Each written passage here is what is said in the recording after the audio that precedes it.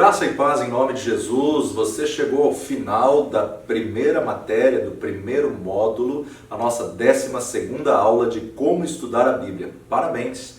Parabéns, que você possa ter sido abençoado com esse curso e que cada aula possa ter acrescentado ao teu conhecimento, ajudando você a cumprir o teu chamado, ajudando você a cumprir aquilo que você recebeu do Senhor e transmitir a palavra do Senhor com excelência. Nós estivemos abordando na última aula alguns métodos de ensino, alguns métodos de estudo da palavra de Deus. Falamos um pouco sobre o método histórico, onde você tem que pesquisar um pouquinho da história, do contexto, de quem escreveu, como escreveu e quando escreveu, e também falamos um pouco acerca do método cronológico, de você poder usufruir aí hoje dos recursos que nós temos publicados em português da Bíblia de Estudo em forma cronológica. Aí hoje nós estaremos concluindo o nosso estudo falando um pouquinho do método expositivo, o método devocional e também o método dispensacionalista. A importância de você poder entender a verdade da palavra de Deus, observando ela como um todo, observando ela realmente bem complexa. Quando falamos de método expositivo, esse é um dos métodos mais complexos que se existem e mais eficaz é o método de estudo expositivo. Nesse método nós vamos explorar todos os recursos, estudando a Bíblia livro a livro, capítulo a capítulo, versículo a versículo, ou a carta específica, mas sempre na ordem cronológica, ou seja, ele é a junção de todos os demais métodos em um só. Se aprofundando versículo por versículo, incluindo condições da época, usos e costumes, leis e citações de situações citadas no próprio texto. Então nós precisamos aprender a explorar o texto de uma forma bem complexa. O método expositivo é a maior contribuição que a igreja pode dar ao mundo hoje, a uma geração atribulada e amedrontada. Por quê? É uma pregação consistente e relevante da palavra de Deus. Muitos preletores, infelizmente, abandonam seu compromisso com a fé verdadeira. E a vida de alguns deles tem mostrado seca, fraca, sem entusiasmo, piedade e sem poder do Espírito Santo. A pregação expositiva é um dos melhores instrumentos para produzir o crescimento sadio da igreja. Uma pesquisa realizada por Tom Rainer entre 576 igrejas batistas nos Estados Unidos revelou que a pregação como um método para a exposição eficaz do Evangelho é o método expositivo. E a pregação do método expositivo ela foi preferida por mais de 90% dos entrevistados, porque através do recurso do método expositivo, realmente o seu ouvinte vai conhecer a Bíblia passo a passo, versículo por versículo, texto por texto, cada personagem, cada livro. Nenhum outro método se compara a esse, porque o método expositivo é o método mais abrangente. A pregação evangélica ela tem que refletir a nossa convicção de que a palavra de Deus é infalível e inerrante. E muitas vezes isso não acontece. De fato, há uma tendência perceptível no evangelismo contemporâneo ao afastar-se da pregação da Bíblia e desviar-se para uma abordagem centrada na experiência pessoal, pragmática ou na pregação tópica do púlpito. Então o método expositivo é literalmente expor o fato. Exposição quer dizer trazer à luz aquilo que já existe. A palavra exposição deriva do termo latino expositivo, que significa divulgar, publicar ou tornar acessível. O sermão expositivo é um sermão que extrai uma mensagem da Escritura e a torna acessível aos ouvintes contemporâneos. As raízes da pregação expositiva estão firmemente arraigadas na Escritura. A pregação expositiva, segundo a literatura, não é uma inovação dos especialistas em homilética, mas é uma volta às origens bíblicas. Para aprendê-la, a pessoa precisa, antes de tudo, observá-la nas Escrituras. A Bíblia prescreve o conteúdo singular e o modelo supremo para a pregação. Além da pregação expositiva, nós temos também um outro método chamado de método devocional. Ou seja, os vários métodos de estudo da Bíblia que foram abordados aqui no curso, sem dúvida, vão lhe ajudar muito a compreender o material bíblico e a mensagem que Deus quer comunicar através deles. Porém, nós podemos ir mais além, concluindo com a abordagem do estudo bíblico do método devocional. Ou seja, todos os métodos aqui estudados são de grande importância para um estudo bíblico efetivo, que condiz aí com a matéria, como estudar a Bíblia. Porém, o contrário de todo estudo é o método devocional, pelo qual as verdades descobertas por meio de vários métodos se aplicam às necessidades do estudioso em particular. Em outras palavras, o método devocional personaliza o seu estudo bíblico. Um autor oferece a seguinte definição para esse método. O método de estudo devocional não é tanto uma técnica como um estudo espiritual. É o espírito de fervor que busca a mente de Deus. É o espírito de aventura que se arrisca a cumprir lealmente a vontade de Deus. É o espírito de adoração que quer permanecer e permanece na presença de Deus. Como a gente pode desenvolver esse método de estudo devocional? É exatamente tendo uma devocional diária com a palavra de Deus. Ou seja, o método devocional de estudo da Bíblia permite um certo grau de flexibilidade, podendo aplicar-se uma só palavra, uma frase ou um versículo, um capítulo ou até um livro inteiro da Bíblia. Sem dúvida, o plano é basicamente um só. O seguinte método ele tem sido muito efetivo na vida de muitos estudiosos e o seu desenvolvimento inclui 3 passos. Em primeiro lugar, uma paráfrase. Depois de escolher a porção bíblica para o estudo devocional, comece a lê-la 1, 2, 3 vezes em uma atitude devocional. Com papel e com lápis, faça uma redação com as suas próprias palavras, primado e clareza e lucidez da linguagem do que você entendeu do texto. Cada palavra importante deve ser trocada por uma outra palavra que lhe seja sinônima dentro da sua compreensão. Um bom dicionário de palavras sinônimas pode te ajudar nisso. A paráfrase não tem que se ajustar rigidamente ao texto, palavra por palavra, porque às vezes uma frase pode ser usada em lugar de uma só palavra ou vice-versa, uma só palavra ser usada no lugar de uma frase. Como resultado desse esforço, a palavra de Deus deve falar pessoalmente a você em sua própria linguagem. Dentro desse método ainda a gente tem que destacar os problemas pessoais. À medida que o significado personalizado da porção bíblica escolhida começa a penetrar a sua vida e à medida que você decidir aplicá-la à sua própria vida, essa lhe revelará as suas necessidades e as suas fraquezas. A pessoa se identifica com a porção bíblica, interiorizando seu significado para o seu problema em particular, e assim faz com que a Bíblia seja parte de sua própria experiência. Só dessa maneira pode a Bíblia ajudar-nos onde vivemos, com os problemas do nosso lugar, nas relações matrimoniais, com a família, no escritório, no campo, na fábrica ou em nossa congregação. Para receber a ajuda da palavra e do Espírito de Deus, nós temos de ser específicos. Não é o problema de outra pessoa, mas sim o meu problema que tem que estar à luz da reveladora palavra de Deus. Tenho de estar disposto a descobrir o mais íntimo da minha alma na presença de Deus e, com a sua ajuda, cristalizar o meu problema de forma particular à medida que a sua palavra falar ao meu coração. É indispensável a mais absoluta sinceridade porque Deus vê o coração e nos conhece. Ele compreende a nossa necessidade e o nosso problema. Somos nós que temos de compreender-nos e esta é a vantagem do estudo devocional. Leva-nos a conhecermos a nós mesmos. Uma grande parte da ajuda que buscamos junto a psiquiatras, psicólogos, terapeutas e pela qual pagamos um bom dinheiro, hoje em dia seria desnecessária se nós aplicássemos o estudo devocional da Palavra de Deus e pudéssemos ser abençoados com essa verdade da palavra a cada dia numa devoção pessoal. E por fim, as decisões pessoais, ou seja, não basta apenas detectar o problema, nós temos que tomar uma decisão clara a esse respeito. A pergunta, o que eu vou fazer com o problema que eu identifiquei? Essa pergunta tem que ser respondida.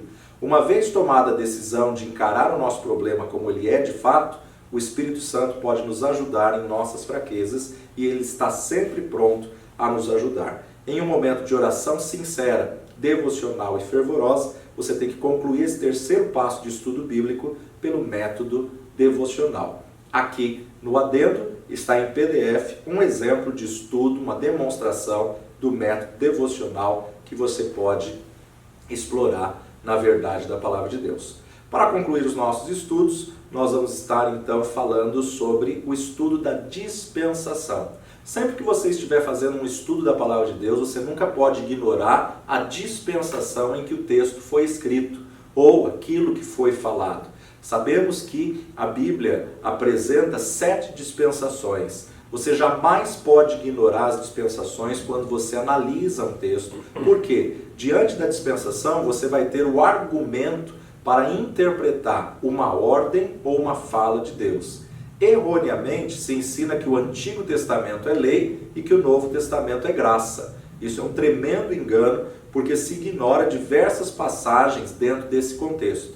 É bem verdade que a maior parte do Antigo Testamento é lei, mas nem todo ele é lei. Nós observamos aí em Gênesis que passam por outras dispensações, outras 4 dispensações, antes de entrar na dispensação da lei. As 4 primeiras dispensações, na verdade, elas estão todas no livro de Gênesis. Mas um outro erro é achar que o Novo Testamento é a dispensação da graça. Porque nós observamos que Jesus, quando veio nessa terra e viveu, exerceu o seu ministério, ele viveu na lei. Então Mateus, Marcos, Lucas e João ainda é lei, e eu não posso generalizar que todo o Novo Testamento é a graça. Porque Mateus, Marcos, Lucas e João ainda compreende o período da lei. Tanto é que quando os fariseus, os escribas chegaram diante de Jesus, eles chegaram questionando a lei. Então nós podemos afirmar sim, que a graça foi estabelecida a partir do momento que houve o derramar do Espírito em Pentecostes. A lei se encerra na crucificação, há um período de transição, e a graça então é estabelecida no derramar do Espírito em Pentecostes. Então, quando nós observamos essa verdade, nós podemos interpretar cada texto bíblico diante da dispensação que acontece. Porque a dispensação é a forma, a maneira de Deus agir. São os tempos, as atuações do agir de Deus que se dividem de formas de interpretação. Cada dispensação tem uma aliança, cada dispensação existe um juízo. E se nós podemos definir esse quadro das dispensações da seguinte forma: na dispensação da inocência, a aliança era uma aliança edêmica. Na dispensação da inocência, nós temos a aliança que Deus firmou com o homem no Éden. No Éden, paraíso de Deus, tudo era perfeito. Era a única aliança que não havia necessidade de derramamento de sangue. Por quê? Porque não havia pecado. Deus não criou Adão e Eva com o pecado. O pecado nasceu no coração de Lúcifer.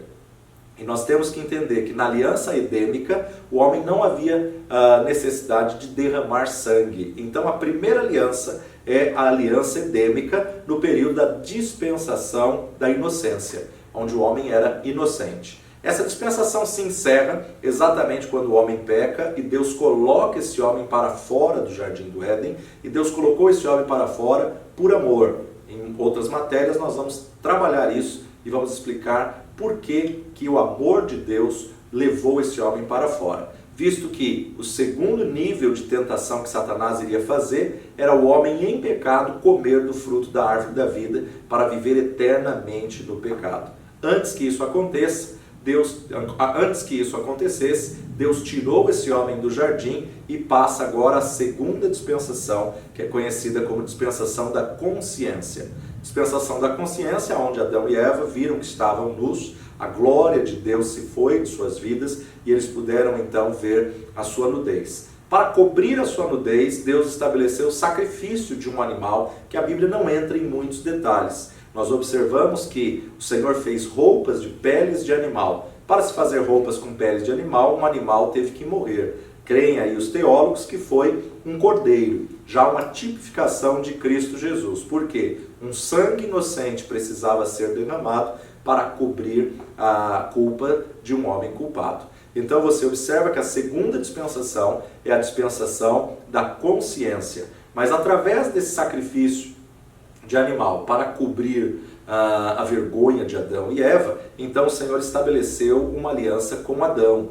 Se a primeira dispensação nós chamamos de dispensação da inocência e a aliança é edêmica, que é com o Éden, a segunda dispensação é a dispensação da consciência e agora a aliança é com Adão, então nós podemos dizer que é uma aliança adâmica. Quando nós observamos essa aliança adâmica, o homem continua mal, o homem mergulha no pecado. Olha a linhagem de Caim, o que eles fizeram de aberrações e afrontas ao Deus Todo-Poderoso. Aí então o Senhor vai resgatar o governo humano, levantando um homem e fazendo com que através deste homem e sua descendência pudesse recriar todas as coisas. É a terceira dispensação, chamada de dispensação do governo humano.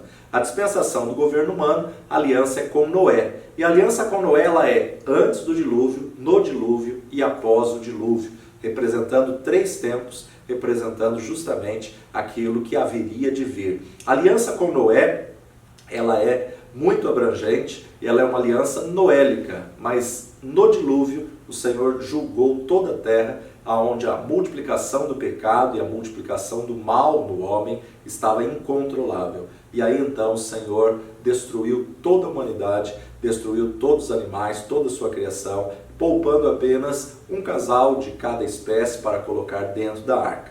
Então, no governo humano, a terceira dispensação, aliança com Noé.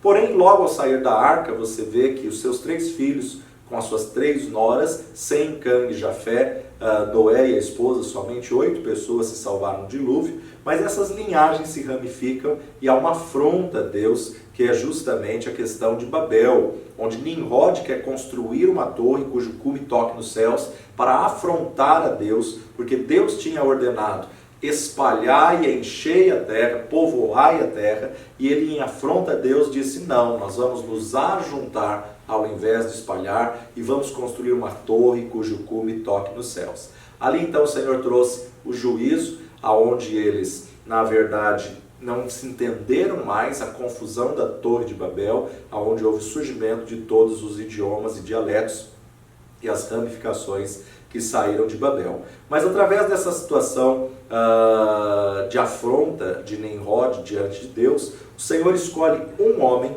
para que através deste homem o Senhor pudesse levantar uma nação. E aí então nós definimos a 4ª dispensação, que é a dispensação da promessa, ou também conhecida como dispensação patriarcal. A dispensação patriarcal, ela foi estabelecida através de uma aliança de Deus com um homem chamado Abrão, que teve que sair de Ur dos Caldeus para a terra que o Senhor daria à sua descendência. Por isso, essa aliança é chamada de aliança abraâmica. Aliança abraâmica, nós podemos ter a dispensação patriarcal, aonde na verdade nós observamos o homem ali sendo preparado para poder gerar uma nação. Por isso que a ordem de Deus para Abraão: em ti serão benditas todas as famílias da terra em sua descendência. Quando nós olhamos para essa verdade que Deus profetizou sobre a vida de Abraão, nós podemos ver todo o livro de Êxodo, Levítico, Números, Deuteronômio, Josué, a conquista de Canaã, em todas essas coisas. E depois então nós observamos que dessa linhagem, Abraão, Isaque e Jacó, patriarcas, é dessa linhagem que vai vir os 12 filhos de Jacó, as 12 tribos de Israel, onde o 11º filho, José, vai entrar no Egito e, ao entrar no Egito, ele leva toda a sua família, 70 pessoas, para o Egito. Passam 430 anos ali sendo apertados, espremidos, e desses 430 anos, de 70 pessoas da família de Abraão, Deus forma uma nação, a nação de Israel. E Deus tem que levantar um homem para tirar esse povo do Egito. Esse homem é Moisés, que vai iniciar a 5ª dispensação, que é a dispensação da lei, porque agora é uma nação, não mais uma família. Na dispensação da lei, a aliança é com Moisés, é a aliança mosaica. A aliança de Moisés, a aliança mosaica, ela vai cair todo juízo sobre um só homem, que é o nosso Senhor Jesus Cristo. Por isso, em Jesus Cristo, nós temos a nova aliança. Cordeiro vivo que desceu dos céus e tirou o pecado do mundo.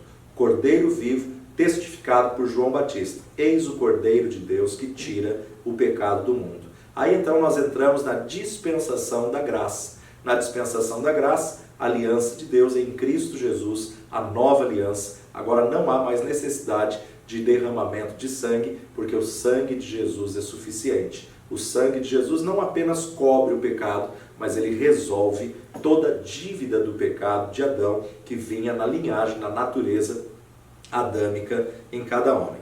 Mas a dispensação da graça, ela vai se encerrar quando se estabelecer a dispensação milenial. A dispensação milenial, aonde Jesus vem reinar 1000 anos nessa terra, aonde então nós teremos aí a última dispensação, o plano completo de Deus. Então são 7 dispensações: dispensação da inocência, dispensação da consciência, dispensação do governo humano, dispensação patriarcal, dispensação da lei, dispensação da graça e a dispensação milenial. Dentro das 7 dispensações, nós temos também 7 alianças. Aliança edêmica no Éden, aliança adâmica com Adão, aliança noélica em Noé, aliança abraâmica com Abraão, aliança mosaica, que é a aliança da lei com Moisés, a nova aliança em Cristo Jesus, da qual nós fazemos parte, e por fim, a aliança milenial, que vai ser a aliança com os judeus. E por fim, nós observamos também que para concluir cada dispensação se estabeleceu um juízo. Primeiro, Adão e Eva foram expulsos do jardim do Éden. O segundo juízo, o dilúvio, onde o Senhor destruiu a maldade da raça humana. Depois, a confusão das línguas na Torre de Babel. Por fim, a lei. E a lei vai culminar em cima de uma pessoa, em Jesus Cristo. Todo pecado recai em Jesus Cristo. Mas o juízo final da nova aliança vai ser justamente no arrebatamento da igreja, onde então teremos o período milenial e o juízo final de todas as coisas. Sendo assim, nós concluímos a visão do método de estudo dispensacionalista. A importância das dispensações para você entender a profundidade do texto. Vale a pena meditar, vale a pena refletir, e como você viu, a Bíblia é muito rica, a Bíblia tem muita coisa a se estudar, muita coisa a se mergulhar, muita coisa a se explorar no texto bíblico, que nós vamos explorar no decorrer desse curso. Como estudar a Bíblia foi apenas uma pincelada em tudo que nós podemos observar e ver, e escavar e explorar daqui para frente. Eu espero que você tenha sido abençoado com esse curso. Coloque aí os seus comentários, ajude-nos a divulgar, seja você também um distribuidor, um representante do nosso curso, e não deixe de participar das próximas matérias. Adquira as próximas matérias, seja um estudante da Palavra de Deus, sabendo que a Palavra de Deus é inesgotável. Nossa próxima matéria será Pedras Fundamentais para o crescimento e para o estabelecimento de alicerces. Que você possa, cada dia, meditar na verdade da Palavra de Deus. Que o Senhor te abençoe e te guarde. Que o Senhor faça resplandecer o seu rosto sobre ti. Que o Senhor sobre ti levante o rosto e te dê a paz, em nome de Jesus. Parabéns por ter concluído o primeiro módulo de como estudar a Bíblia, o primeiro módulo da rede de ensino Instituto Jaffe. Deus te abençoe, te vejo na próxima matéria.